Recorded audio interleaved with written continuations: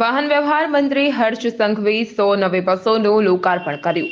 વનેતા વિશ્રામ ગ્રાઉન્ડ ખાતે કાર્યક્રમ યોજાયો હતો, જ્યાં સ્લીપર કોચ અને ડિલક્સ એક્સપ્રેસ બસોને લીલી ઝંડી આપવામાં આવી।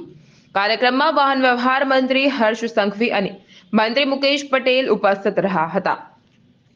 સાથે જ ભાજપ શહેર અધ્યક્ષ અને સુરતના મેયર પણ આ કાર્યક્રમમાં ઉપસ્થિત રહ્યા હતા। મંત્રી હર્ષ સંઘવી અને મુકેશ પટેલ સહિત મહેમાનોએ બસોનું પૂજન કર્યું અને હર્ષ સંઘવીએ સંબોધન પણ કર્યું હતું। 13 થી 14 મહિનામાં 1620 બસો રાજ્યના નાગરિકોની સુવિધા માટે શરૂ કરાઈ। 27 લાખ મુસાફરો પ્રતિદિન એસટી બસમાં મુસાફરી કરે છે, ત્યારે આવનારા 12 મહિનામાં 30 લાખ યાત્રીઓ બસમાં મુસાફરી કરે તેવો ટાર્ગેટ છે।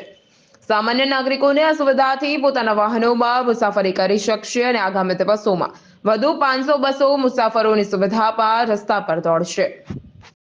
મળીને આગળ વધારવાનું છે અને આપણો પરિવાર એ 27 લાખ યાત્રીઓની આવનારા વર્ષની અંદર 30 લાખ યાત્રિકોને દરરોજ અવર જવર કરી શકે એ પ્રકારની વ્યવસ્થાઓ તરફ આપણે લોકોએ આગળ વધવાનું છે।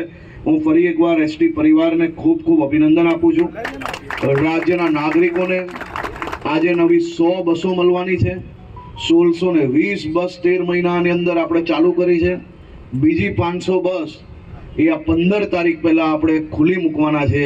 એટલે ગુજરાતને ચારે ખૂણે ભૂપેન્દ્રભાઈ પટેલની એટલે દાદાની આ સવારી એ ખૂણે ખૂણે નવી સવારી મળવાની છે। રાજ્યના નાગરિકોને આનો સીધો લાભ મળશે।